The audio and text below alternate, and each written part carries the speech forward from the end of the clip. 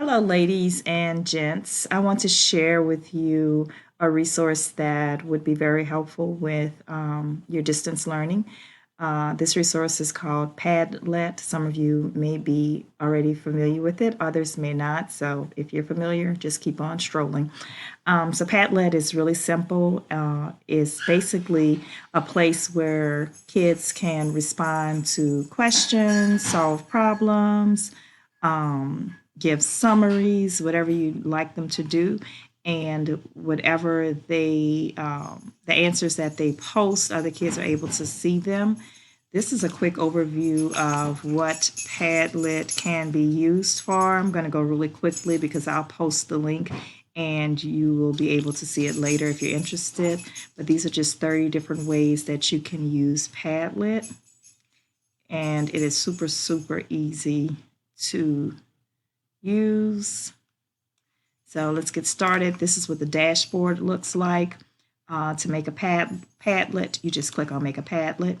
You choose what you wanted, how you want it to look. I'm just going to choose brick wall, and it says a pack content in a brick-like layout. I choose it. Then I move over here to the right and take this title out, and I'll put geometry as the title. And the description is take a walk around your house. Take a walk around your house and find two objects in the shape of a sphere.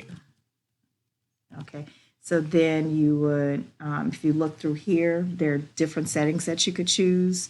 You can choose your font. You can choose whether you want the posting to be first or last. And I'm going to put new posting as first, no, as last, so that way they'll stay in the correct order that they're posted. You can choose if you want students to be able to comment, whether they want reactions, whether you're going to require approval, whether you're going to filter profanity, and of course we want to do that. Then you click next and you start posting, and that is it. Very simple. So you click down here on the plus and it turns to a pencil. You can type your name, and okay, I'm taking a walk around my house. Look. Okay, let's say a coconut is shaped like a sphere. Okay, then I might say okay, I have a sphere-like candle. Candle is shaped like a sphere. And yes, I do have a candle that's shaped like a ball, so I'm going to put that. You can also have kids upload pictures. They can make an attachment. They can search the internet for images, so you can have them actually search for sphere-like objects. You can have them snap a picture, and they can say something, record a voice message, draw. These are just all the different things they could do. So now I'm finished, and then I post it. So then the next person, when they would come on, they would just hit the pencil, hit their name. I'll pretend like I'm Teresa Lair, and her object that is shaped like an orange is shaped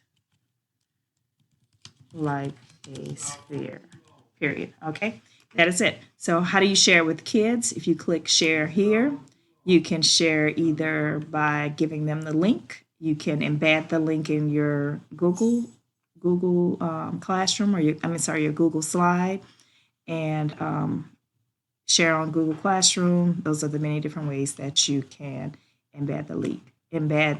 You can save as an image, save as a PDF, save as whatever.